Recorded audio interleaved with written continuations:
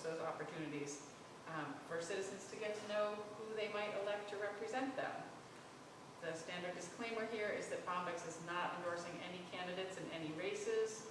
The opinions expressed by Jillian and by you do not represent mine or those of my board or those of my staff, but this is an open space for conversation. We're really here to hold a container and create a space for dialogue, for learning, for sharing, because it's in these one-on-one interactions with one another that we really get to the heart of the matter.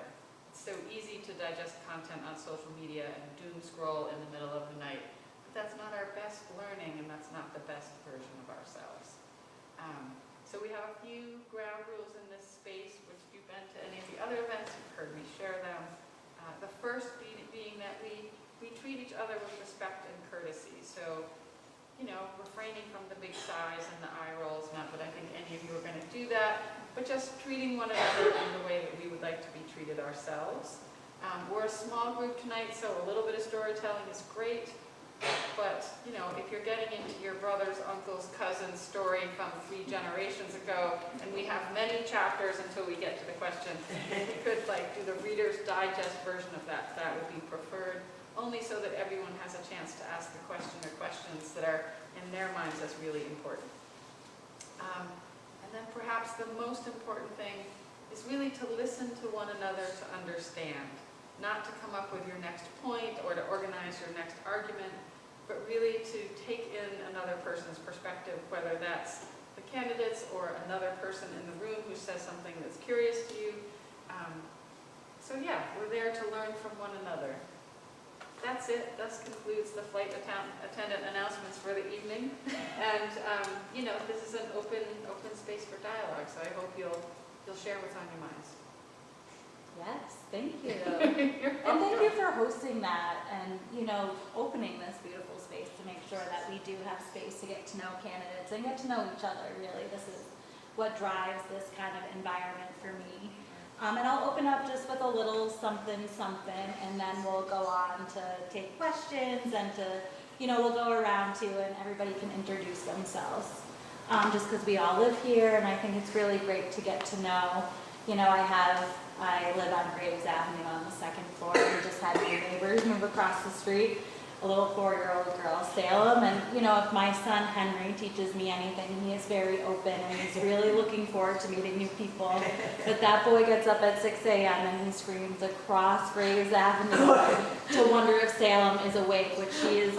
She sleeps in. I have to remind him she's a 9 a.m. waker upper like his mom. So we're all learning. Yeah. But, So I, to open this up to kind of share this concept, I'm really trying to find, I've been on doors all summer long and through the fall, and the number one thing people really talk to me about is this inaccessibility to the leaders who are in city government, that they really want to share their concerns, and not just concerns, ideas that they might have with things that they see in ways that they think that, they can put their expertise into play to solve problems here.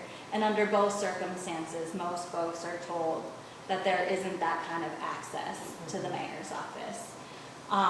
And aside from just the mayor's office, communication, between city council and school committee as well. So I think this is about shifting the energy, shifting the way we do things, shifting how leaders interact with constituents and the community in general.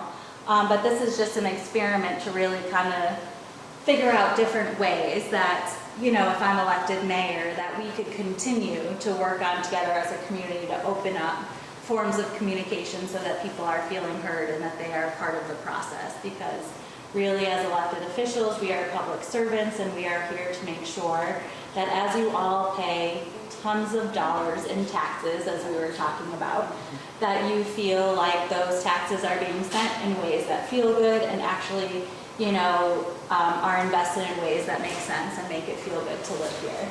But I've been out on doors, and I've been out with this guy, Nat Reed. He signed up for a sign, and I went and I knocked on his door and I dropped off a sign, and I ended up talking to him and his wife for about an hour.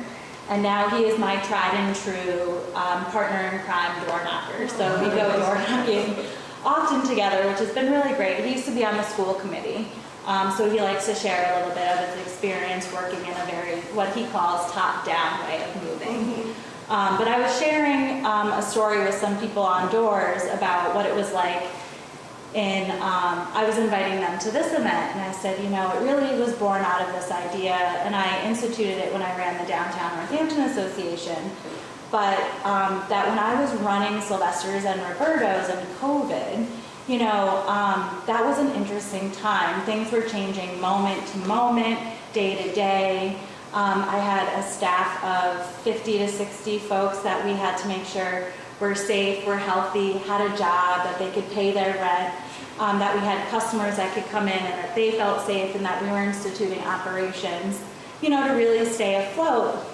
And that it was a really lonely time, you know, to be a leader, because there wasn't a lot of interaction between other business owners. And I have to say, downtown business owners were showing up every day and doing everything they could to keep their staff employed, to make sure that customers had what they needed, to shift their operations, but we were all doing it, you know, very much alone. So when I came onto the DNA, I created the Downtown Business Owner Forum as a place for business owners to A, get to know each other a little bit more, B, to talk about the way that they were operating their businesses so that they could share with their colleagues, and maybe their colleagues could learn new ways to do things, and also to share things that might not have worked so that others could learn from that experience. And that's what I needed in COVID, and I needed that community. So that's what this is born out of. So, but just a way for us to get to know each other, to really understand the pieces of us that connect us all, which is that we all live here, we all love living here, and we're also all human, right? Like, we all put our pants on one leg at a time. Though Henry does try to jump, you know, sometimes. He's working on it. So yeah, so this is what this is about. This is not about having an agenda, because when I started the Downtown Business Owner Forum, everybody on my board was like, you have to have an agenda. And I was like, actually, the whole point is to not have an agenda, so that people can come as they are and really speak, you know, to us leaders. You know, I'm not here to speak to them. I just want to hear what they're going through. You know, and it was like, what's working, what's not working, and how can the DNA help? And it really, and now, I'm not running the DNA anymore. I think we started that first January meeting with about 20 people, and it's grown to about 70. So, like, it's really something that's worked, that people really look forward to, and a lot has come out of. So, to that degree, I'd love to open up the floor, and folks can ask questions or share their experiences. And then we'll first start by, you want to start, Kathy? Sure. Hi, everybody. I'm Kathy McNally, and I'm a supporter of Jillian and some of the other pro-school candidates, and I'm just here to talk and hear what everybody says. Hi, I'm Julie. You say your last names, yes? If you want to. Sure. And I've lived in Northampton since 1997, but I'm still not a native, as we all talk about. I've been here since 1997. And I live just down the street, on Chestnut Street, in Ward 5A in Forks.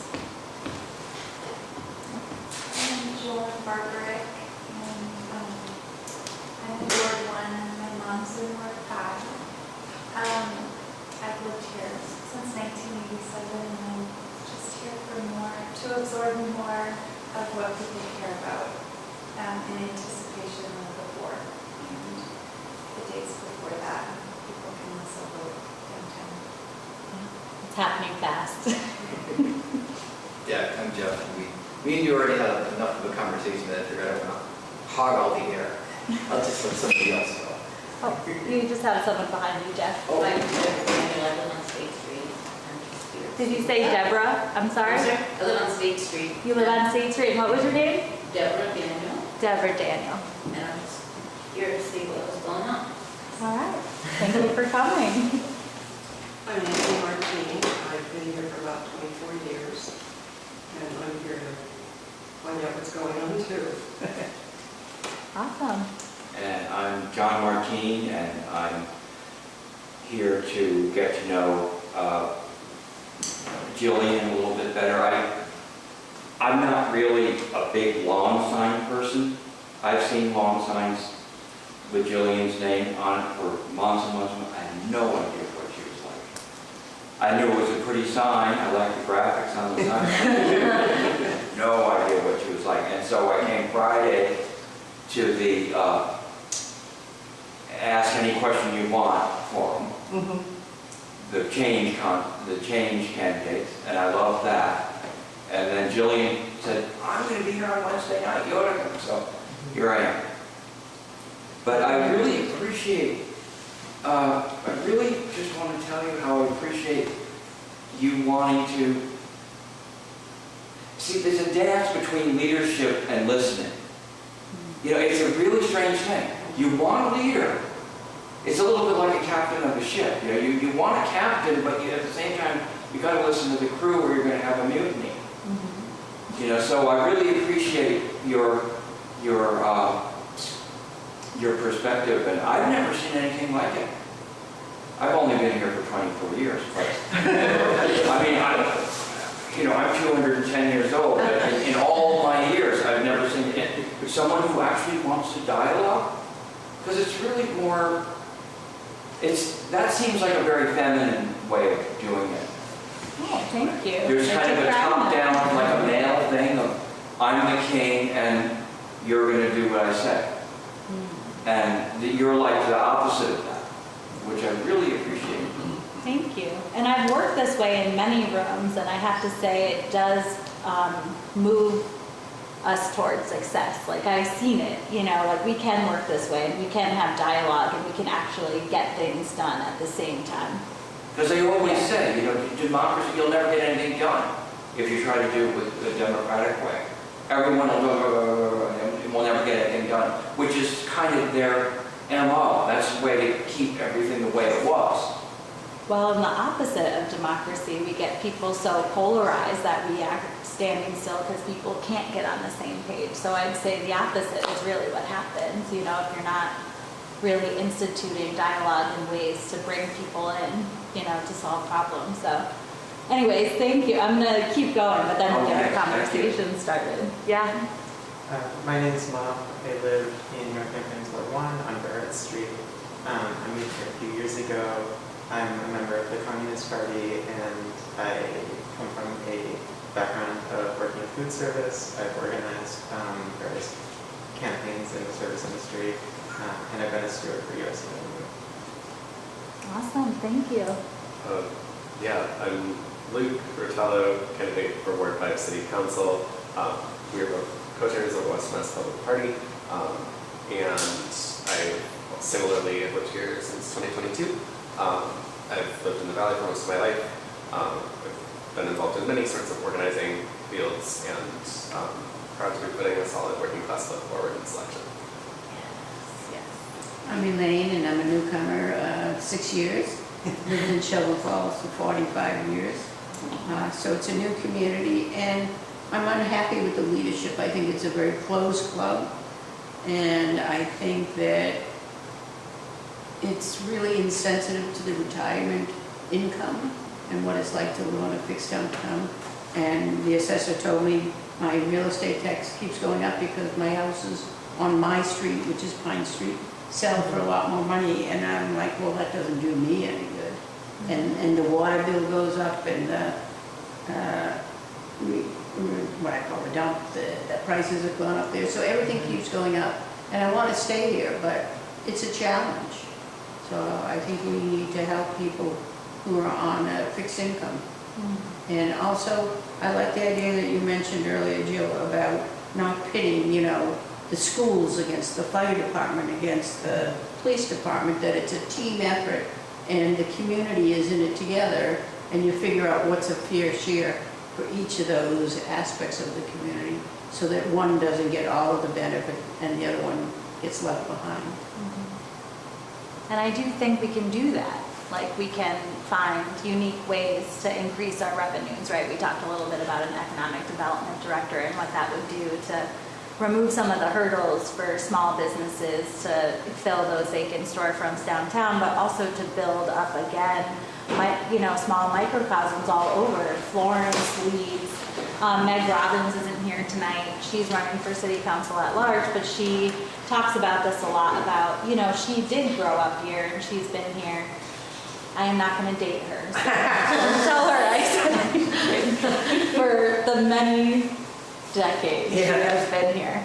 But that when she was growing up, each little part of the city actually had its own little microcosm where you could go to the grocery store, to the convenience store, or the coffee shop. And we've had so much focus. I think I hear this a lot on downtown and, which is really important. And I hear that everywhere, even out in Leeds when I'm door knocking or in Florence, that people are worried about, say, the downtown redesign and what's going to happen to our businesses. So it's very front of mind for people because those businesses are owned by people who live here or have been here for a very long time. There's actually a lot of business owners who have put their heart and soul on owning a business in Northampton and actually can't afford to do both. So they live, outside of Northampton. And I would really like to create a community where you can live and work here and afford to do both. So how do we extend the revenue stream where we're not just, slicing up the very small pie, but, making the pie bigger and then having more revenue to actually increase what our departments actually need and actually meet those needs and get really, it's the difference between an abundance and a scarcity mindset. And not that and I'm like, it's like the glass half empty versus the glass half full. Like I'm the glass half full person. And it doesn't change the reality, but it does change the way we think and solve problems when we're looking, and not feeling like we're stuck here, but like actually there are other avenues and other communities. And I think we're not looking at other communities enough to really research what they're doing or picking up the phone and saying to other leaders of other communities that are facing similar challenges, how they're meeting these challenges and how we can institute new ways of thinking and being and doing to actually extend, to make the pool bigger and not continuously put the burden on the shoulders of our homeowners to make sure that we're funding our departments and what we need.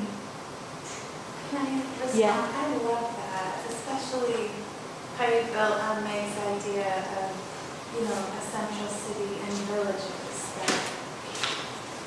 that are self-sustaining to some degree and comfortable for people and usable for people and generating revenue,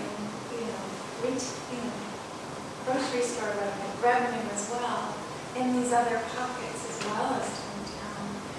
And then I also wanted to tangentially bring up borrowing the idea of buy local sloping to government spend local, or who are we giving money to? Trace all the money. Is it going to outside contractors? Yes, Is yeah. it going to local contractors? I just think that might be some massive upward leaks that could be plugged and repurposed with people who live here, because we have such a rich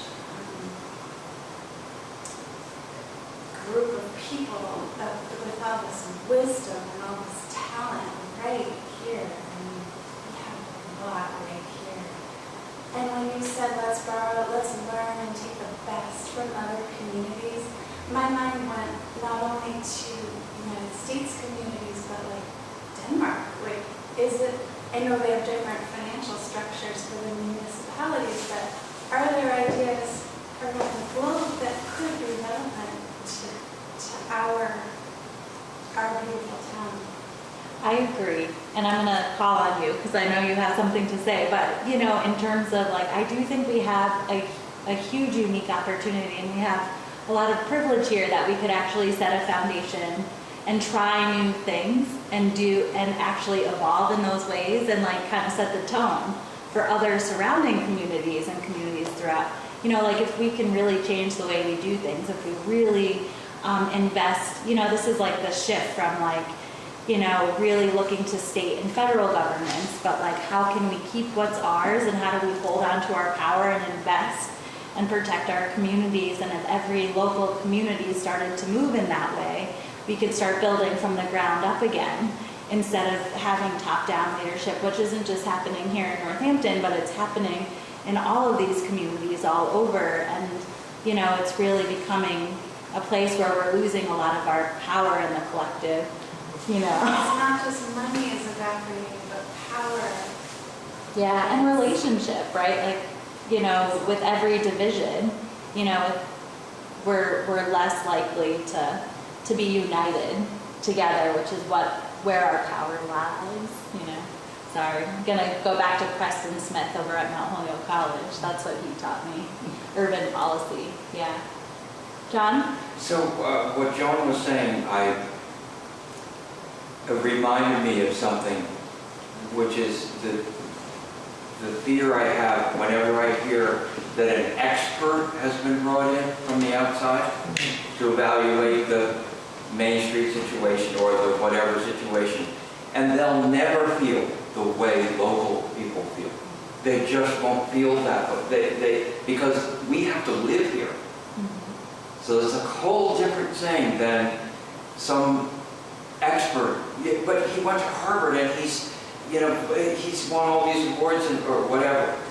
And they're not going to be able, unless they're extremely rare, which is unlikely, that they're not going to have the empathy for the, you know, it's just another job for them. Whereas it's our town. It's not a paycheck situation for us, exactly. I mean, and sometimes it is, but you have to live here. And how do we balance that? I think we can start with things like that. You know, like we have a consultant that comes in to put together a plan for Picture Main Street, but to utilize public input and the people who live here to tweak that to make sure that those plans actually do align with the needs of our community. And I don't see that we're doing the due diligence of making sure that those things happen. Yeah. I'll give you an example of what I mean. If you are the mayor and we're the public servants, we're the public and you're the public servant, we need to have a conversation with you. It can't just be, like you said earlier, top down. It's got to, you say, well, I think it really should be like this. And the townspeople need to be able to have a way of saying it's like this. I'll give you an example. When you get your tax bill, it's almost like it's coming from on high. You know, God has sent me this bill, and now I have to pay X thousands of dollars every quarter or whatever it is. But you never, ever have a sense of where any of that's going to go after you've shelled out your $1,000. Whereas in some countries, they'll actually send you an itemized bill of where your money went. I mean, wouldn't that be wonderful? Actually, I met somebody on Doors who has a house up in Maine, and she said in a little town in Maine that her tax bill line by line says what dollars go to what service. Yeah, I think that that's something we could really look at, and what a lot of people have been asking about when they say things like, I know I was going to pay high taxes, I just don't know where my money's going anymore. So we're trusting these strangers, but this is one of the wonderful things, you're not a stranger. The way you're approaching this is very person to person. So you're off on a great, Thank you. Yeah, I want to know the people in my community. Aside from just being the mayor, I want my son to know the people who live here, and I want everybody who lives here to know each other. You know, it's a different. It feels safe. It feels. You know, I always talk about this because people are, talk a lot about what's going on around us. You know, with the federal government and on the state level, and I just, I say it's really interesting because I don't know Donald Trump. But I do know the people that I'm in line with at the coffee shop or, that I see at the grocery store. And it's just, it's really important to know who each other are, how we think, why we think the way we think, and really come from that place of understanding. That way when we are making decisions, we know why. And do you feel that it's more important to know the person rather than the party? that they're affiliated with? Yes. I go by the person, I don't care about the People party. ask me on doors all the time. They say, are you a Democrat or are you a Republican? And I say, well, I'm a Democrat, but on the local level, it's not partisan. I'm actually here to represent the entire community. So that's always my answer. Yeah, I like the concept that you mentioned of seeing what other cities of our size are doing and what they've done to improve the fiscal equity in the community. So I think that that would be something, and I don't really know, what's comparable size-wise in the 30,000 plus. And so it seems like that would be important to do, that kind of research and learn from other cities.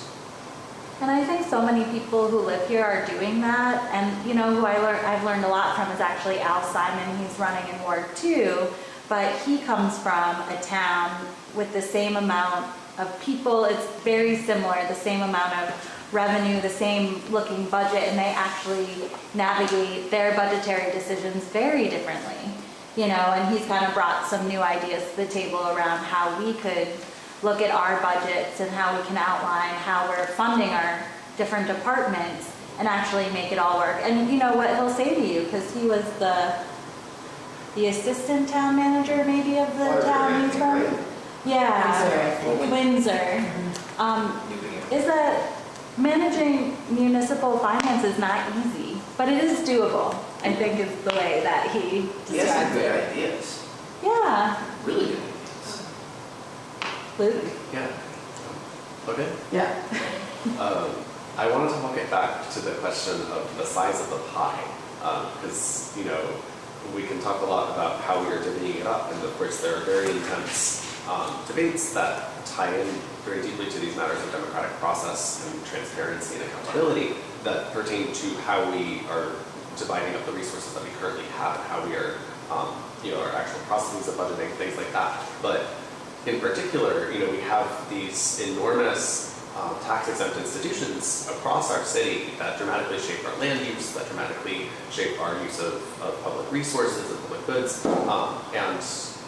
I'm curious about what your sort of position is with respect to payments in lieu of taxes. Are there particular agreements that you would like to negotiate or things of that nature? Yeah, that's a really good question, and something I'm learning a lot more about. Like, people stand on very opposite sides of pilot programming.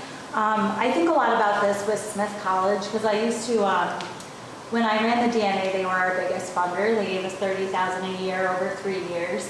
And before I was leaving, I was renegotiating. I was, re-upping our sponsorship, and they kind of had said that they changed the way that they were giving, that they really wanted to give to organizations. They didn't want to give blanket dollars to organizations, but they wanted to, give to projects that align with their mission and values. So when I think about pilot programs and I think about Smith College and how we've been pushing at this, the state level, or I've, heard conversations around, an endowment, those colleges that have endowment over $1 billion to change the way that they pay taxes. I think that from having conversations with them, to that degree, they don't know where, if they're paying those taxes and it's going to city government, how that money is being used. That Smith College actually would be more willing to partner and give money back to the community under something like a pilot if we were actually able to find projects, maybe like the Resiliency Hub. I've heard that they're really interested in helping, alleviate homelessness and help to have, an impact on that. But I think it really depends on who you're talking to, what your partner will be, but how to navigate that. But we're really not getting the tax revenue that we're looking for from them. So why not try something new and see if we can bring that kind of money in a different way. I think it takes a lot of trust and, building strong partnerships to let go of that kind of control.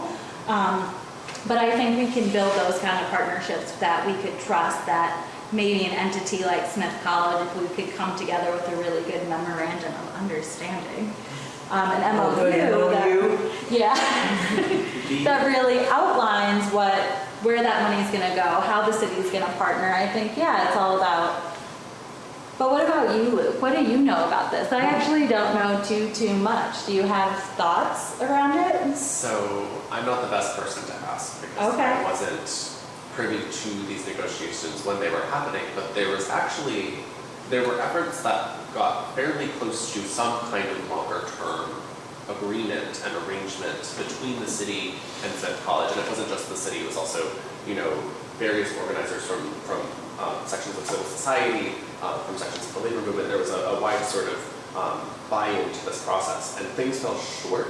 I'm not totally sure why, but I know people who would have a better sense of that, so I can direct them your way. Awesome. Yeah, I'd like to learn more. I haven't heard too much. I know people feel uneasy about pilot programs, but it hasn't been made clear, in those conversations necessarily why.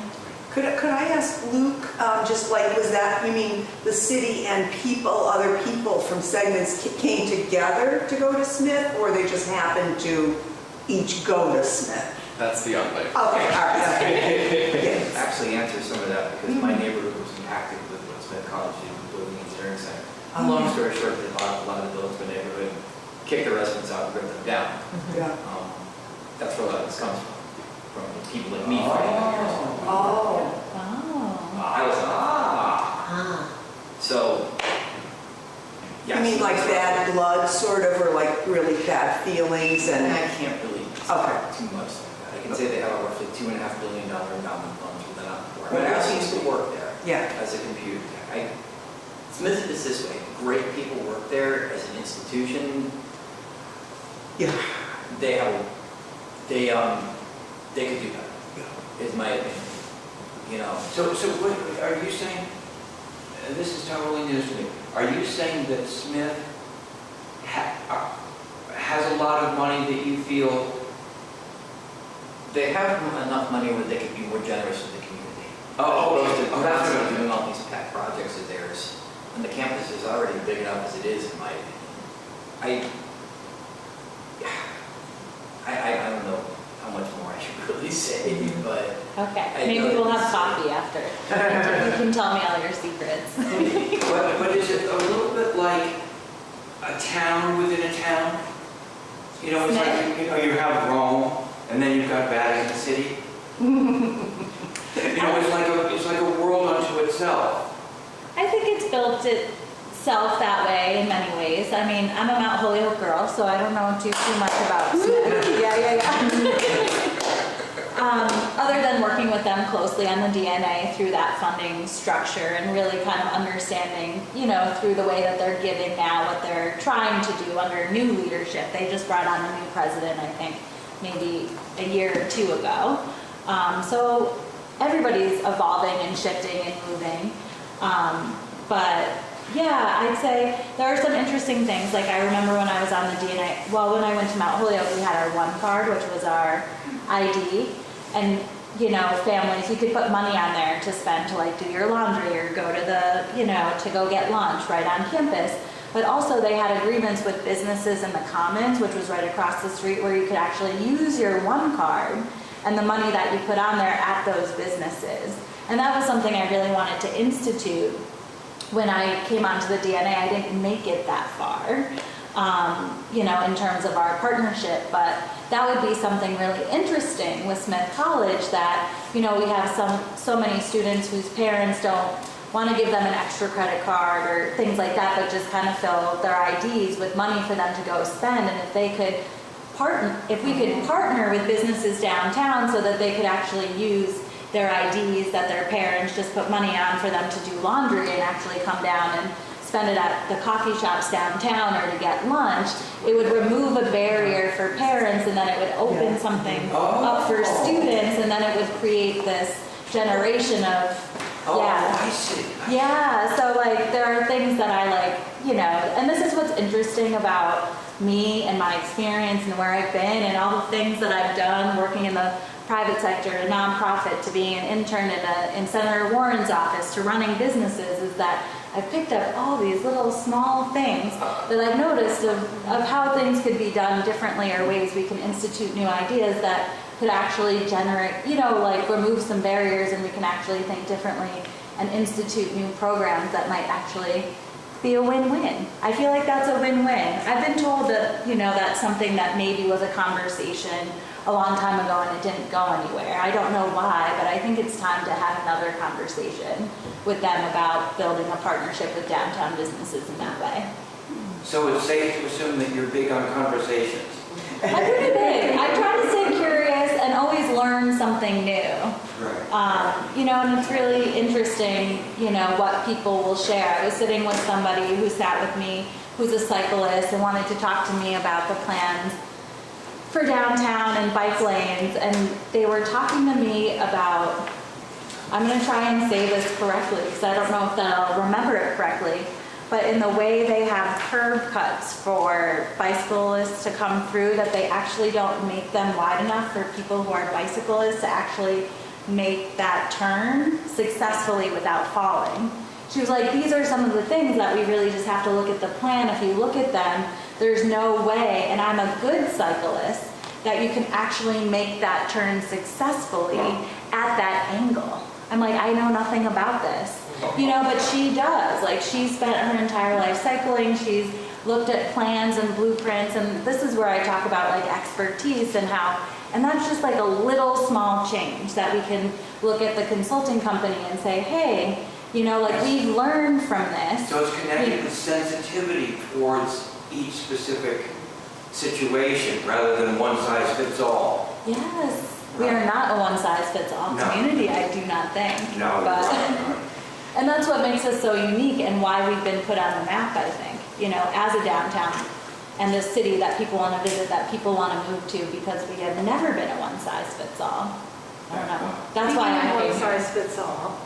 If your pants still fit, you should avail yourselves of the snacks that Oh, yeah. I brought all the chips because that's who I am. We have some fruit, we have cookies, there's some water, some chips. So if you're feeling a little peckish, help yourself, all that. Thank you. Have we made it to our halfway We point? are halfway. Oh, okay. I'm gonna take a quick little break. and then I'll be Okay, right back. that sounds good. I'm gonna have them put a little music on, because usually we dance at this portion. We shall dance, we will come back in a little bit, and I'm gonna introduce myself to the folks at Human Lake. Yeah. Hi. Jillian. Well,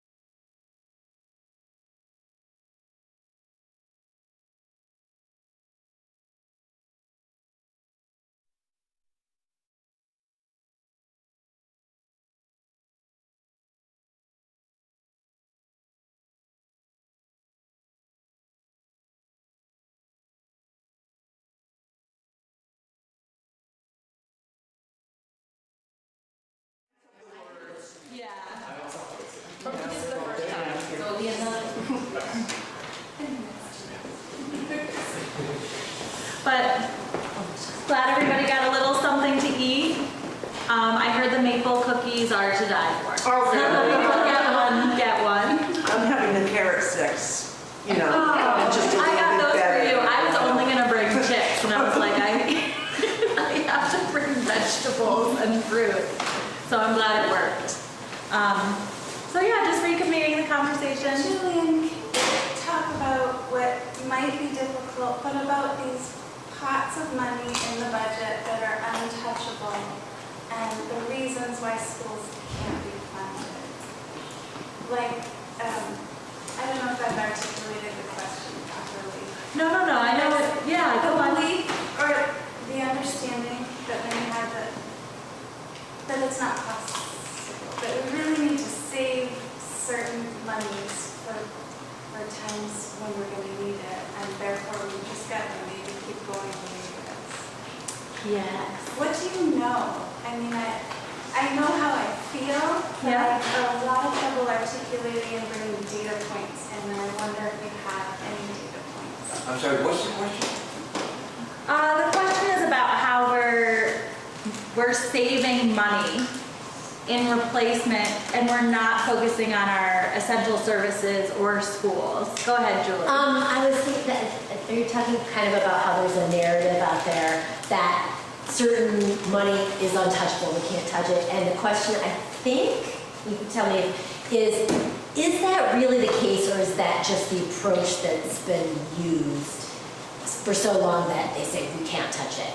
Or is that just a difference in approach? I mean, that's sort of how, I don't know if that's exactly what you're saying. But is it really like... Is the government architecture malleable or not? Right. Yes, it's very malleable. That's my... I think that's a good word. Some parts of it are very malleable. But there's some questions here too. Yeah. that we can talk I mean, if I had a business and there were certain departments that were untouchable, like certain financial, oh no, we're not going to talk about that. I would immediately, if I worked there, I would immediately see a red flag and go, wait a second, what's the big secret? And I think that that's what people are feeling with lack of communication and lack of transparency and real lack of understanding why. I think, somebody once said to me, when there is all those things all at once, it's really easy for people to tell themselves the story in their head. And not that that's not a story in everybody's head, but I do think that we make the rules and that there is always room to shift the rules and to shift things to make sure we're taking care of people and not leaving people behind. Is it possible to fund people-related things before building-related things? I believe so. Yeah. I think actually we It's not need even to that do that. fast. Actually, when I was at the Rotary Club on, We need to hear these two. I would disagree with that. That you can't- disagree? Yes, municipal finance, you can't just sort of, it's not like running a business, though some people seem to treat it like that. Municipal finance is something different, that has a lot of rules around it that you cannot change. There are some funds that have very specific Right, rules, right. and you cannot, Right. you can't take the wastewater fund or whatever. we Right. call it. No. Not the enterprise Yeah. funds, we're talking about the reserve fiscal stability fund. So there is that. And Yeah. so the question to me is really, yes, of course, any mayor and city council could choose to take money out of that fund, the rainy day fund, or the reserve fund, whatever we want to call it, and spend it on the schools this year. We could hire the 50 people we really need in the schools to take care of IEPs and all the things, right? Yeah. Then next year, we take that maybe same money out, and we've replaced some of the money for next year, but maybe not all of it. And then next year, we take it out again to pay those 50 people that we just did. Now, 2 or 3 or 4 years down the line, we're going to have an override, right? To fill in some of that and to make our taxes higher. That's what's happened here. There is no guarantee that an override will pass in the future.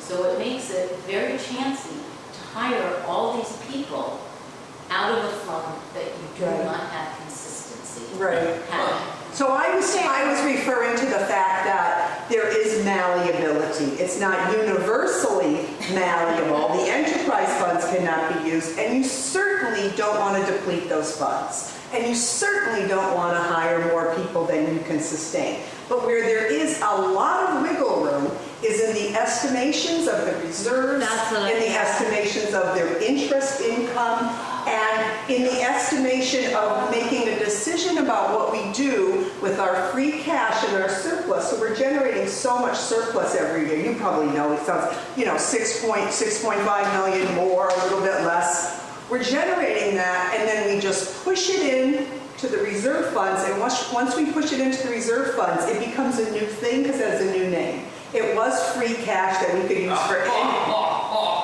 and then it becomes one-time cash. But it's not really one-time. So I'm not saying we want to do any of that, but there is malleability, and there's many ways to make budgets. And I'll say one more thing. What the mayor hasn't done is said what the ceiling is. So what we need to have in savings, and that will tell us we've got enough now. So we don't have a ceiling, we don't have a goal, and we also don't have a floor for schools.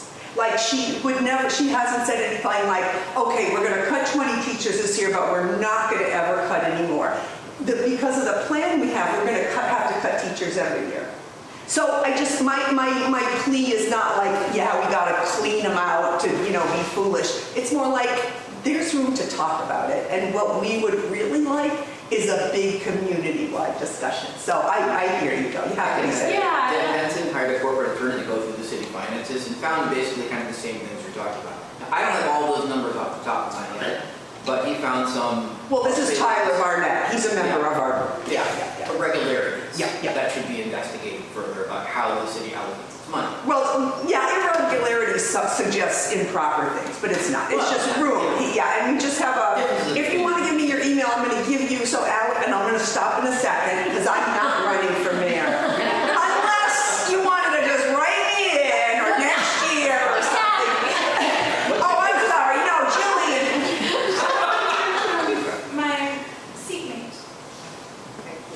So, a couple points. It's my understanding that an override is anticipated for next year, not 2, 3, 4. Yeah, it is, right. No matter what. Yes, and I've heard some SOS folks say that they're not in favor of override. I don't know what the response to that about where the money's coming from. And I think there needs to be some strong education and opportunity for voters to learn about why we need an override, to sort of prove the case, build the case, market the override so that it will pass. And people can see reason for it, and that money will be well spent. And the fiscal stabilization is, in part, I understand, to have the override funds last for several years. Yep. So Yep.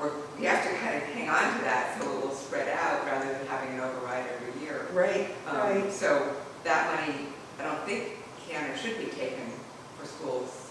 No, it could be taken before it's put in.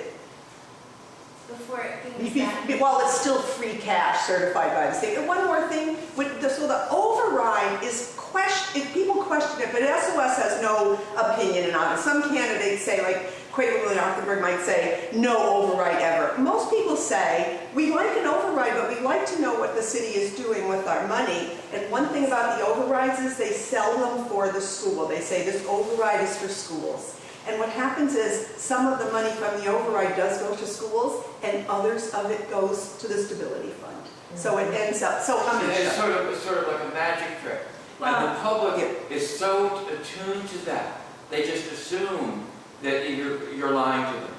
Yeah. That's such a terrible thing. Well, there's just a couple things here. We're gonna pull this full circle, okay? Just to have like some concrete discussion around this and to these points that these beautiful humans have made about this. Yes.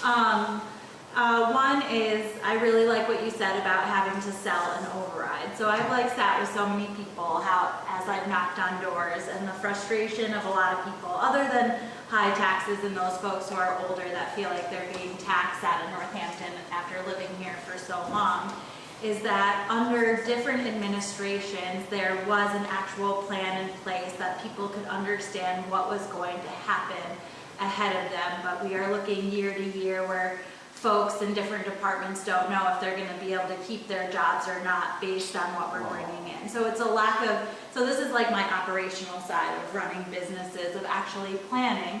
And that, you know, the previous mayor, David Narkowitz, would actually go from ward to ward and talk to folks and hold forums and sell his override so people actually did understand, and that there's a sense that that's not happening now. It's just kind of like, oh, we don't have the money to fund these positions for schools or, you know, for X, Y, or Z for our city services, so we're going to have an override, and there's no way around it. But people kind of leave with that narrative not really understanding why that override is happening and where the money is going to. So I think that's part of this operational side of this planning and this transparency and accountability coming out of the mayor's office.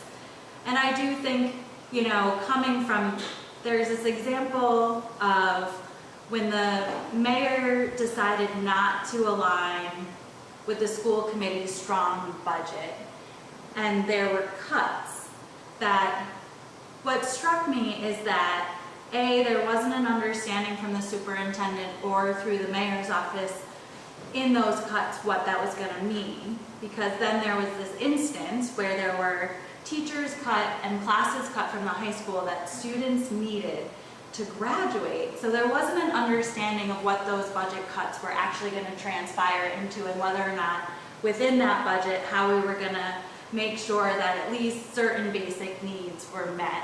None of that happened. It was just kind of like, oh my gosh, this is happening. We didn't know that was going to happen. Now we have to react instead of act. So the mayor went to the IT department and found a budget line where we were paying for, you know, an IT program that was in the budget, but we actually hadn't been using for a few years, and found $217,000 in that budget, transferred it over, and hired 2 teachers to make sure that students had what the classes they needed to put on their transcripts to apply to college. So like, we're talking about money, and we're talking about time, and we're talking about reacting instead of acting. There is a sense to me, coming from an operational side, that we actually haven't sat and gone line by line through our budgets, aside from looking at overrides and aside looking at how to, you know, extend our revenue through, you know, making sure we can bring in small businesses and, you know, increase our local receipt revenue or other ways to generate revenue to pay for those things instead of overrides. But yeah, so I think we could actually find a lot of money in that budget if we're actually operationally looking at different line items and saying, are we getting our return on investment? What actually are we spending money on? Is it what we should be spending money on? Should we be moving money to new programming? I don't think we've done that in a very long time, and I think that's part of the process too. So I think you're right, you know, that everybody has valid points here, but that there are different strategies, and at least with the fiscal stability plan, to say, how are we looking at money? Where is it going? And who needs it right now? So wouldn't that be superintendent and school committee both responsibility to go through the budget and find that item? I get that the mayor is chair of the school committee, but I mean, I would imagine it. I would hope that the superintendent would know the budget enough to. I would hope so too, and I think that we kind of came to a standstill around bringing in a superintendent actually who didn't have the skill set to really understand what the hurdles were in our community, and had a background of being able to actually look at those issues and actually put our best foot forward and solve them. If you look at Portia Bonner's her history in other school districts, she was actually let go in other school districts who had the same challenges as ours, for not being able to really help those school districts solve those problems. And then we ended up bringing her on. So I think, yes, this is a staffing issue also, and I really look forward to finding a superintendent that actually has that skill set and actually has been in districts that have the same hurdles that we do, but has actually helped them solve them, or at least get closer to solving them in ways that will really help us. So yeah, that's actually a really good point. Can I share something? Yes? Yeah, Cassandra has Okay. your hand. So at Bombyx, we are launching a series called Civics 101. So our first edition of that will be December 2nd. Excuse me. State Rep Lindsay Sabadosa is going to present on how we as citizens can effectively interact with our state elected officials and lobby for the things that we care about. I'm in conversation with some folks about presenting about the different roles of mayor, city council, and school committee and how those roles interact with each other in our local decision making. And then we're also in conversation with having someone present about how the municipal budgeting process works, including those designated funds like the stabilization fund. I believe there are 9 different funds like that that all, have their particular rules about how money goes in and how money goes out. And so keep your eye on our calendar because we're really committing to this civic education, like making sure that all of us citizens know how that process works so that we can make informed decisions. That's great. Yes. So one of the things that would help Northampton as a city is to get the state law changed. And I know that Lindsay Sabadosa and Joe Comerford are both very well aware of this. But because my understanding from having lived here for many years is that because we are called a city, because we have a strong mayor, because of our population, we get less money on a percentage basis than a lot of other communities in the state. So one of the things we all could really work for is to get that state law changed. That Around Chapter 70 funding, is that what you're thinking of? Luke said, and I read the same thing in the last 20 years, the state has funded, I think for our school budget, has funded 28% of the budget, or close to 30% of the budget, and now funds like 13% of the budget. Imagine if the state gave us that much, the difference in money now, we would have everything we needed, probably, the minimum we needed for the schools. We're too Yeah, and I rich, think that's a too piece. rich a city, Yeah. because it's a formula that goes by house values and income. Well, I think that's a piece of the puzzle, and I think there are a lot of people who have been working on it. The other thing I think about a lot is retention rates. We're losing $2.5 million per year because parents are choosing to send their children to charter and private schools. And we really need to be talking to those parents. And, I think this is an evolutionary time in education. It's interesting. We're moving away from standardized testing. Teachers are going to have a little more autonomy around curriculum. How are we going to build a system that actually meets the needs of our students, our educators? But how can we talk to those parents and really understand why they're choosing? Like, I want to make our public schools, again, a choice for all the parents who live here. Is it a curriculum issue? Are we not meeting the needs of their students? How can we integrate new and, those kind of curriculums back into our public education so that people who live here are keeping their kids in the public education system, but then surrounding communities are choicing their children in, which increases the amount of money that comes towards our public schools. So there are different avenues to look at this, and this is where I get into this frustration about pitting departments against each other, taking from one to give to another. We just, we have what we have, but how do we increase it? How do we look at some of the systematic issues? And how do we put our resources and our time and our energy and think more efficiently of how to solve these problems? Okay, I'm totally confused. Did you just say that every year we lose $2.5 million because parents are going to charter and private schools? School choice, when I mean, parents are children, deciding. yeah, school choice out, our district has to pay for them to district out. What? And that's something else too, that's where, certain laws and rules that the state has put forward pits charter schools and public schools against each other in that way. We need a whole new way of thinking. you know, on many different But levels. did you just say that we're losing $2.5 million a year because these children are going off to private school? It's not private school. Not private school, Charter. you're right, Charter. yeah, charter schools Oh, and or out of school district choice. schools, sorry, Oh, oh, thank you oh. for correcting me, yeah. But Or choosing to go to, you know, Amherst Yeah, but- Public but- Schools, or, I'm totally confused. They're public schools, so they're free. So how are we losing money?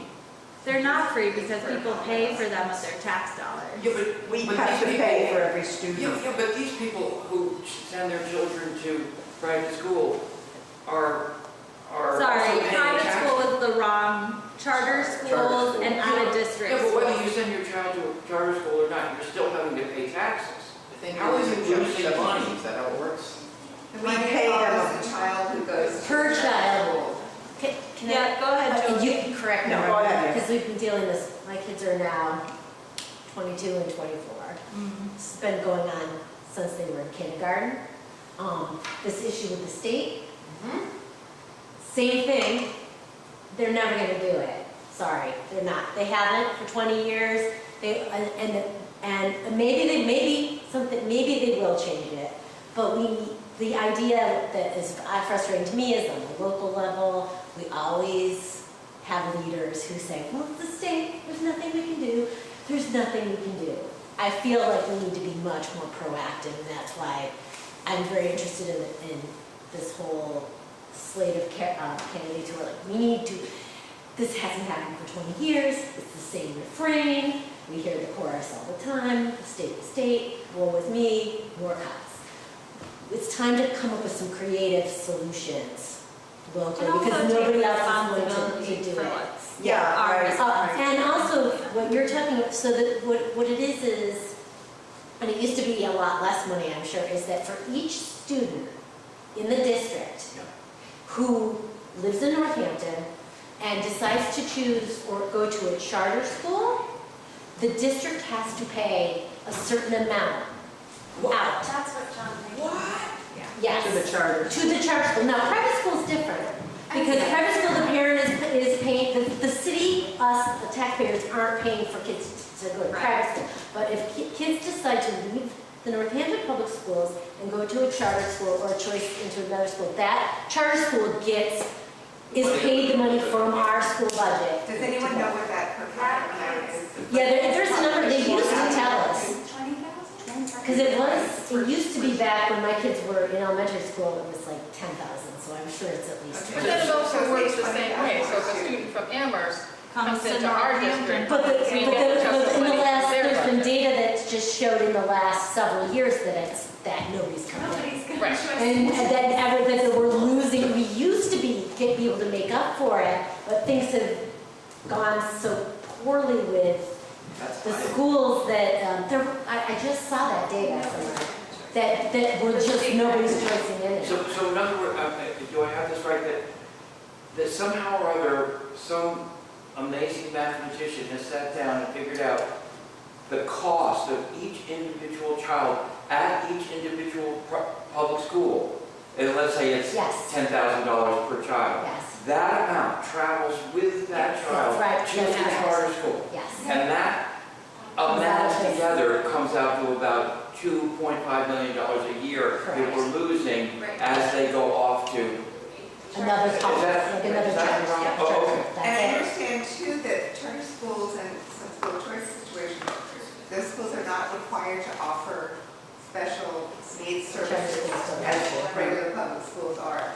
And also some of those, perhaps because the Northampton Public Schools may not be offering the gifted and talented programs for students who are especially so inclined, they may be some of those who are leaving to go to schools where they can be more challenged academically.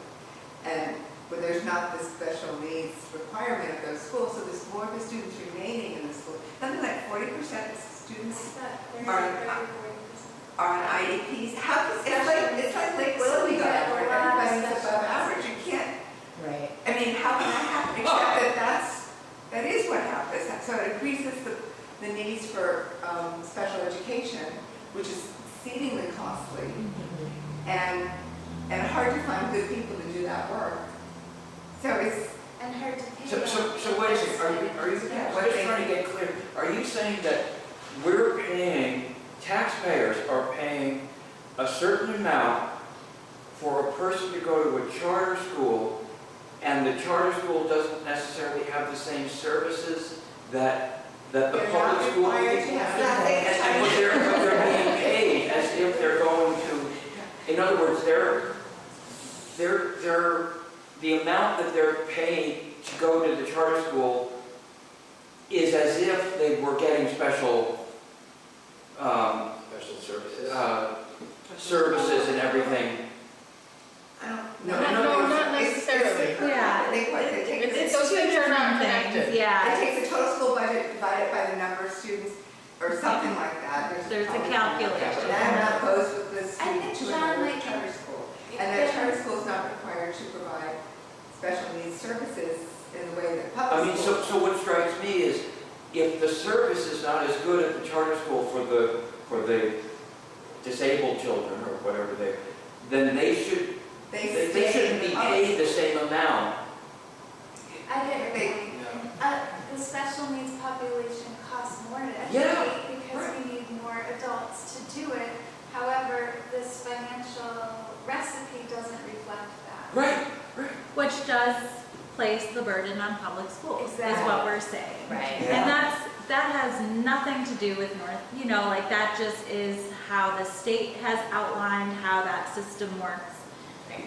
So, but I think that the point is that there's a lot of challenges around how we're gonna navigate creating a system in our public schools that actually works, and how do we fund it, and how do we keep people there, and that these are the big questions, and this is what we wanna solve, and, how are we gonna do it, and what pieces of the puzzle make sense.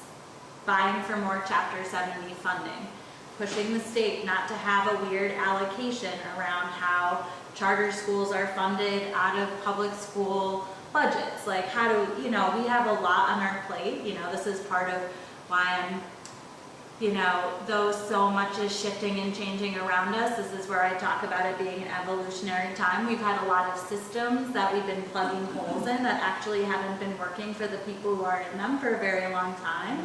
And this is about bringing leaders at the local level, at the state level, even at the federal level, who are willing to say, all right, these systems have crumbled, how are we going to rebuild them in ways that actually work for the people who are using them? But also, And that is what I want to do. what I think is, But I do want to move on from this at some Yeah. point to give room for, and we can chat more about, like this frustration and what we can do, but. The state does love charter schools. The state legislature, Democrats really like charter schools. So we don't have to worry about the only thing I teachers. can just add is just, if you're having a really popular thing, this is true across the board in life in general. You're having a really popular thing, like a charter school is more popular than a public school. Yeah. The public school needs to get on the stick and realize, how can we make our... Well, that was the intention of charter schools, but it hasn't. No, but how can we make our public schools a little bit more like charter schools? Well, that's because what the- everyone's going to, Yeah. they're more popular. That was the intention, that charter schools were going to be laboratories and share, but it hasn't worked out. I can also tell you one of the reasons why we go to charter schools is because of the experience on bullying in public schools. Absolutely. This happened to me when I was in high school. Yeah. I had the option when I went to high school to go to one of these charter schools, I probably would have taken it.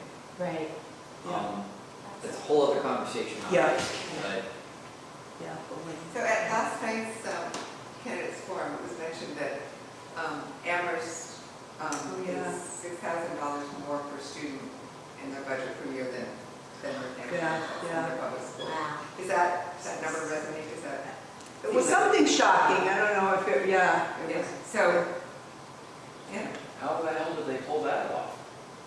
Priorities? Huh? Well, you masked. I said priorities. That's what I wasn't, where did that statistic come from? Anat said it. She said that Amherst pays a certain large number per Okay. year for students. So Anat is on the school committee, she represents yeah. Ward 2, so if anybody has questions, and I'll reach out to her for the data on that, I don't have that specifically, and I can share that with folks, but it sounds like Anat's the one who has done the research Yeah. on I that. think, yeah. when I just said priorities, I think that education is more of a priority In in Amherst? Amherst than it is Oh. here. I'm just saying. Oh. Because I feel like your budget reflects your priorities, right? Isn't that basically? The budget's The- more on top. Yes, right? And so what are our community's priorities? And we need to invest in those. When you talk about the competition, making the schools competitive, then cutting teachers and not having enough classes for the seniors to be able to go to college is not going to bring the people back, right? So. And I've never looked at Amherst and their budget, and Yeah, I wonder what kind of local receipt revenue they're bringing in. Yeah, it's a in terms of, different kind of town. It's, so Right. these are all the little details, Right. and like in those details, we can kind of look how we're Right. navigating and how we can Right. maybe increase revenue in X, Y, and Z Yeah. in ways that maybe And- Amherst. And they're isn't. I having don't big know how trouble too. And- yeah. UMass Yeah, calculates Right, because into there's that too. 25,000 people at UMass, right? Yeah. yeah, So- yeah. Right, which puts a lot more money in the town budget Right, than. right. But this goes to your style, Jillian, Yes. of why don't we talk to people talk to the people in Amherst, talk to the people in government there, and figure out if that's the case with the difference, why?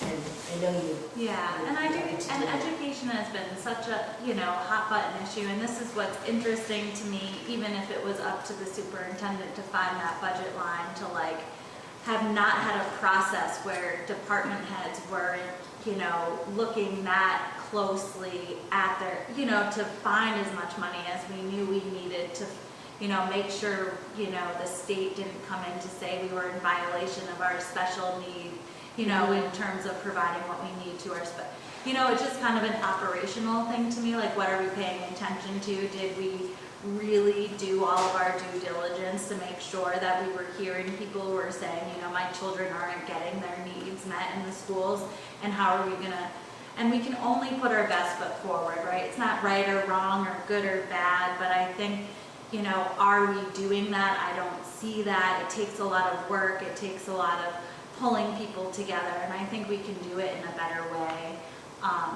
So that's why I'm here. This is why I'm running. I think we can bring that kind of expertise to the table. I think we can solve these problems. And, I think talking to people on doors, there was this sense when I was thinking about running that people, shared that we do have a community, like the majority of our community don't have children in schools or are, on the other side of that, right? But I've talked to so many people who actually moved to this community because their kids are here and their grandchildren are here. Like it spans, throughout the ages, this, and I think it's also a sense of, for older folks, like that was that was something that was really important to them and made the huge difference that they had access to public education, which led to their ability to be here and be in a community like this. And, so there's a real focus on this and a real want to solve these problems, and it spans from young people to middle-aged people, to people who have kids, to people who don't. Like, I think it's actually the one thing that unites us, from talking to so many people. So when you knock on doors and you talk to people, do you get the feeling that people would like to have a conversation, but they don't really have one right now? They have things and questions they want to say, but there's nobody on the other end of the phone, so to speak. Yeah, that's the sense that I've gotten, which is Okay. why I'm holding a conversation like this and really trying to understand how we can bring new ways of communication from community members, between community members and leaders. And I don't think it's just me. I think, folks who are running for city council or on city council, like we can open up modes of communication in this way, and it makes me wonder if then we don't have to have meetings at city council until 1 a.m. Yes, Because right. the only mode for people to actually be heard is through public comment. So if there are other avenues in which people can actually access their leaders, maybe we can move towards a place where public comment still exists, but also city council and school committees actually have the ability to really do the business and get the business done on the agenda. And that's like my That's operational really great, side, Jillian, like, because yeah. public comment is a one-way, it's a monologue that's and the then other monologue. And if we side. could get 3 of them and talk regularly, that would be great. Oh, that really would be great. Oh, You may have talked about this in the beginning before I came in, but I wonder what your thoughts are about addressing the city's housing situation and affordability and how you might work on that. yeah, I've been meeting a lot of people and learning a lot about this. Like I have some of my own ideas. This is back to having a dedicated economic development director in my mind of, the method to the madness. What kind of housing are we building? Where are we building it? Where we're building it? Are we setting the people up for success who are going to be living there? I think a lot about where we put public housing and where there's access to public transportation or to, access groceries or, for folks who might not have a car, or do they have a car? And how do we have a cyclical approach to make sure we're doing it in a sustainable way? And then I think about other modes, like just because, I think we have the sense that we've built a lot of housing and that's great, we need more housing, but what types of housing are we building? I've looked at other communities that have built rent to own. Like how are we actually having an impact on, these folks who are in low-income housing, and how can we help them break the cycle and get out of that and actually build equity? There are very unique ways to really look at housing and help alleviate some of these burdens. I don't come, I've been on my own since I was 17. I don't come from wealth. I don't have any equity. I'm not going to inherit anything.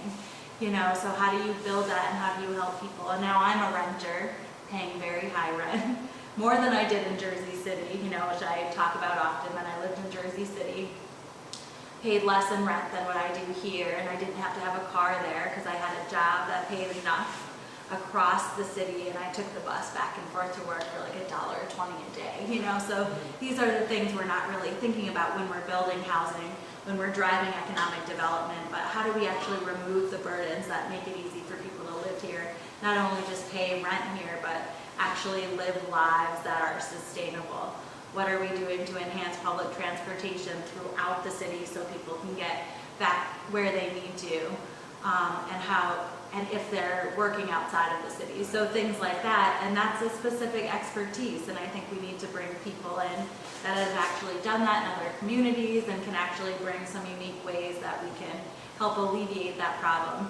And then the other thing I hear people talk about is the Airbnbs, or places that would be rentable spaces that, maybe folks who only live here half the year or own a home here, live somewhere else where they're renting their Airbnb instead of actually creating a sustainable place for people to live. So how do we navigate and balance all of those things?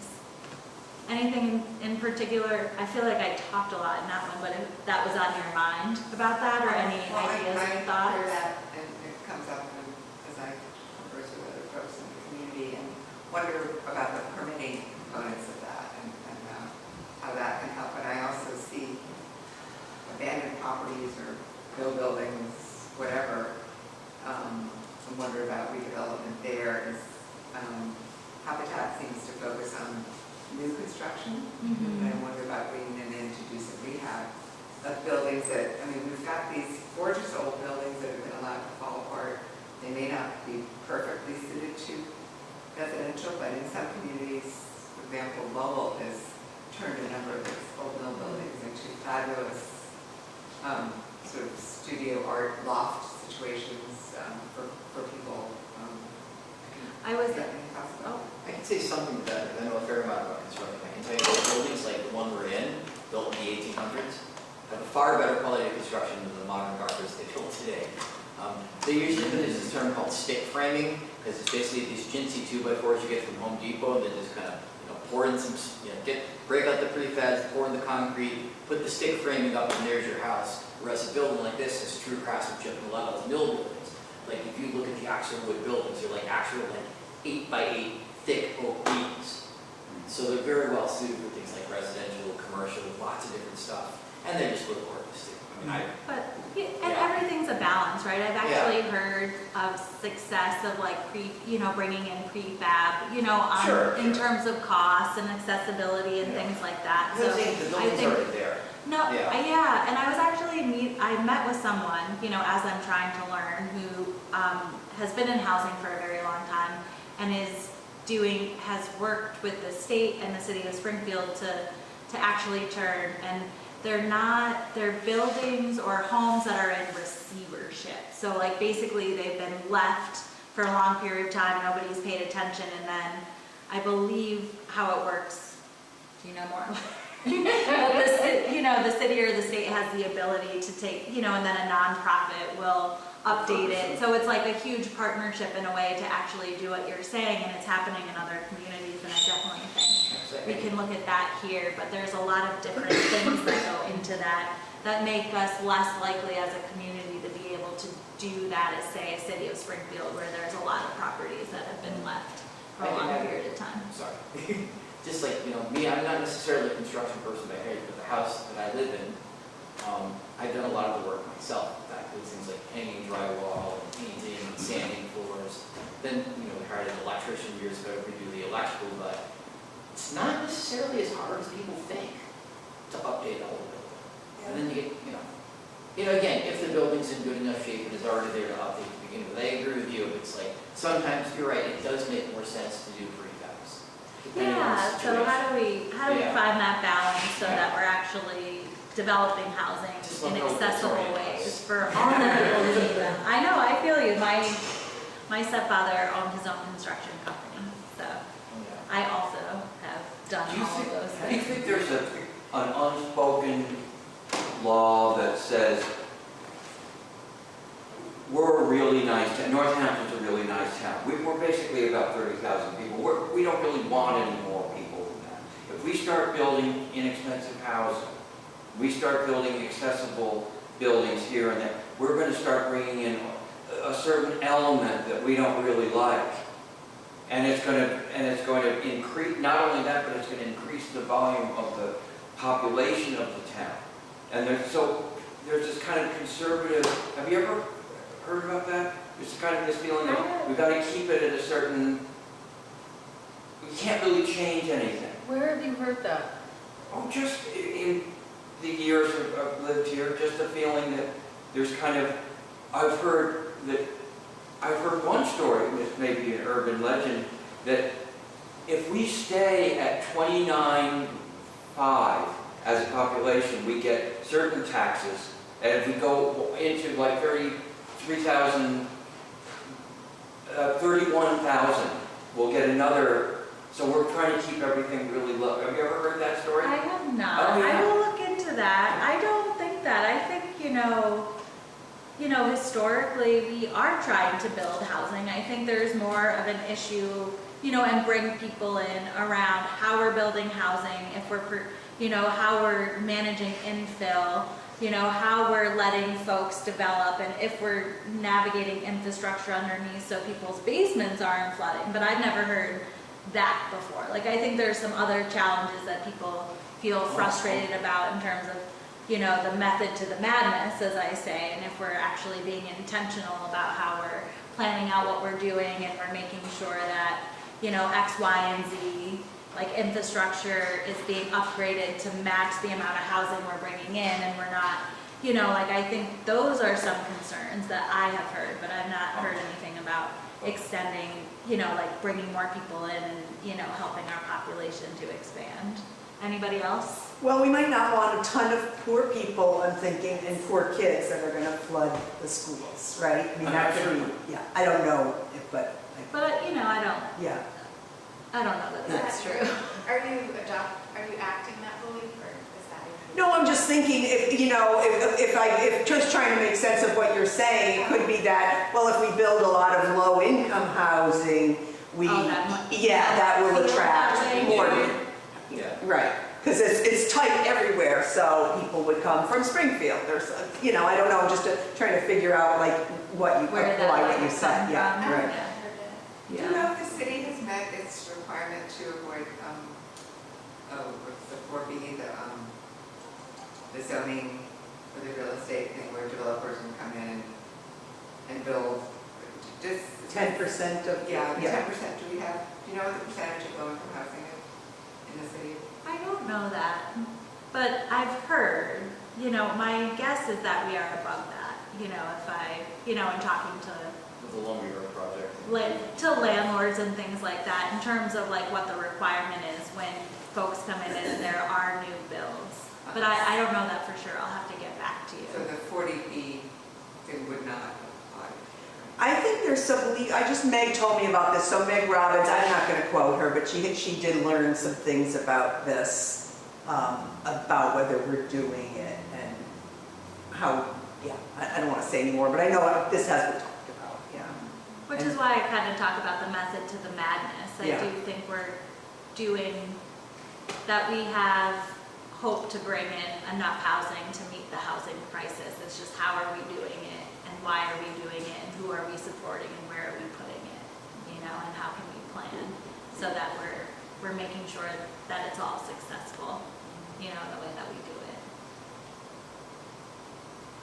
Yeah, I think we've got just like a few more minutes. And then A few more minutes, Would anybody? it be okay to circle back for some clarity on the, what's the word? Projection? Okay. Are you talking about underestimating revenues? Estimation. I got you. And Alex Jarrett has given some talks, has a lot of data points, and I think it comes off as kind of static in terms of what's possible. And that might be true. But as I think about it, and it's challenging for me to think about it, this issue of estimations might help me understand how the buckets could be less static. And I think Kathy said something, but if you could just clarify for me the pattern of overestimating profits, is that the word? Just talk about that so I can understand a little more, if you don't mind. Okay, so correct me if I'm wrong. Yeah. We are underestimating the state recommends that we outline our revenues around 90%. So like this is this idea of like how much we think we're gonna spend, and we don't estimate at 100% because we want to have a little wiggle room in case something's a little bit more, something's a little less. But when we're outlining our budget, and we're talking about revenues, usually most cities and towns follow state guidelines, which is to estimate at 90%. But we are estimating below that, which is why we have more free cash at the end of each Go year. slowly for me. So we're estimating that the revenues we're gonna get, we're estimating. Or like $100, we're gonna get $100. Right, let's play with $100 Yeah, to yeah. help me understand. Yeah, So pretend our city's gonna get $100, right. but we estimate that we're only gonna get $90. $70. What? 67 as Mayor Chiara did until So we recently. estimate, we think we're only gonna get $67. Yeah, But then we get $100. right. Yes. So then there's $33 around. Right, which Then comes what? out That's in the wash extra. around our free cash. That's free So cash. then- I gotta go so slow. So that is called free cash. Well, The difference between the 100 that we think and the 67 that we get. Well, it's and like you understand put that your there's wiggle room savings. on both sides, because it could be that we spend, so we collect 100, and it could be that we estimated 67, but really we spent 72, because something was more expensive. In another, yeah. well, wait a minute, you're talking about, we're overestimating what things are gonna cost, and we're underestimating the revenue we're gonna get. So we generate money. It doesn't become free cash until we show the state, here's our extra that we saved because we didn't Right. spend it, and the state says, all right, we call that free cash. So I have a question for you, the 30 or so million surplus I keep hearing about, what is that exactly is that referring to? It's referring to the enterprise accounts, and those come in people's pay for water and sewer, and they go into these 4 enterprise accounts. $225 fee I got for having to shut the water on and off. Yeah, and the other accounts are various accounts, but free cash could be spent on anything. The state doesn't care what we spend it on, but they of course. So that's a real term, free cash. So with that, like, quote, extra money, there's a process where the state has to look at it and nod their head. Yeah. So- Right, and then, okay, then back to Northampton, then there's that money the state has said okay about, and then what? Happens. It's parceled into the stability It fund. has to go into a bucket, is that the Yes, situation? well, it doesn't have to. That's what the city says. The fiscal Yeah, that's- stability plan that Mayor Narkowitz put into play in 2013 says we allocate it that way. And that's what Mayor Chiara is still adhering to that. And when it goes into that fiscal stability plan bucket, Yeah, all this yeah. extra money, because it's kind of a lot. Yeah. It can come out of there, Joan, at any time. But like while it's in there, it can't be used for any recurring line item like a kindergarten teacher. every Only single year because forever. it suddenly becomes one-time money because it's in there. Never So collecting hold on, interest go on slow it. for me on that. I That's don't what the understand 2.6 million is coming Yeah. off. It's just, they just call it that. Who's they?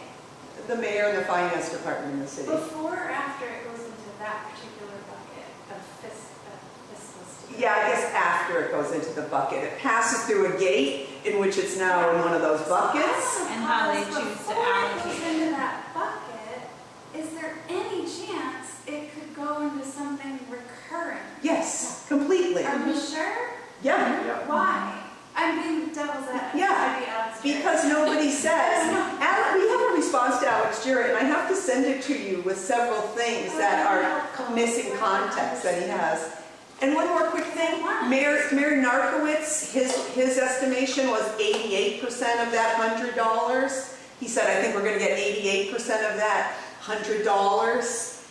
Mayor Chiara's was, I think, at 67, and you heard the city say, we're tightening up, and that means we're trying to get more realistic. It's still way under it's still under what Narkowitz did. So he was fiscally stable, but he wasn't so strict. But I think the idea, Joan, is if we weren't underestimating our revenues so drastically in that way, that before it became free cash, Yes. that money would be allocated into the operational budget. That's what I'm Yes. curious about. Yeah. Yes. Perfectly So we legit. have all of this extra, like we brought in, Operating budget. you know, free cash according to the state, that is, you know, a pretty high amount because we're underestimating revenues, then we can kind of choose what buckets we go in. But I think the argument is if we were more in line with what the state says we should be underestimating revenues on, we'd actually have more money when we are outlining the budget to fund Oh, yeah, the makes sense. program. Yes. Yeah, so that's what The the, COVID times when the receipts were way low for businesses and restaurants and cannabis. We actually did pretty well. But some of that was extra funds coming from the government from COVID relief. Yeah. But if we were looking at receipts from, you know, restaurants, hotels, cannabis, they were much lower. And it was only the other funds that propped things up, and now that money's gone. Yeah, but no, I think we did pretty well. I'll send you, do you know Joan? Are you guys? We're seatmates. Okay, all right. this is what I was hoping, you know, with this way of If moving you the wanted to, I'd be conversation. happy to send you our response to Alex Jarrett, who gives a very dire presentation. It's not that he's not telling the truth, it's just that he's not giving, because you hear the city say, we can only raise taxes 2.5% because that's what Prop 2.5 says. But really, with new growth, all receipts are at like 3.17. I have to say something as a math teacher. Yeah. What people don't seem to understand is the idea of exponential growth, because the property tax is already so high that even the 2.5% you can raise people, that really begins to hurt at this point for a lot of us. Oh, Like yes. people who are like on the bottom, like myself. Yeah. And they already can't afford this. Right, absolutely. But the city isn't so limited to that because new growth, you get more of a yield And- from that. And as we end, Yeah, I just please, want yeah. to circle back to, you know, all the people on the ground that are doing this work to really underestimate at a time where there's a real lack of transparency about what is really happening. Yes. Yep. So, in terms of running for mayor and what's going to happen, I don't know what I don't know until I get there and I can actually see what is happening on the ground. So I Yes. will end us on that, and thank you so much for everybody for coming, for asking really good questions, and I'll look forward to some feedback. I think Cassandra has a list of folks who signed up on like how this works as a way to have conversation around issues in the city, and if this is something folks would like to see as, we have new elected officials after November 4th. Yeah, it'd be great. So, You're spoiling us. So join the Bombyx mailing list. Our Civics 101 Yes. series will launch in December. We'll be rolling that out over the next couple of months. We also have some great artist opportunities. If you're a creative person, we have a series of workshops on how to write for specific grants. Next week, we have Sarah and Ayad from Valley CDC talking about like financial basics for artists, whether you're a sculptor or a dancer or a musician or a filmmaker, ways to think about money in your creative career. So, and then we have all the great shows, but we also have some really great like nuts and bolts, how to be an engaged citizen, how to be a successful artist kind of offerings in our calendar. Thank you. Very good.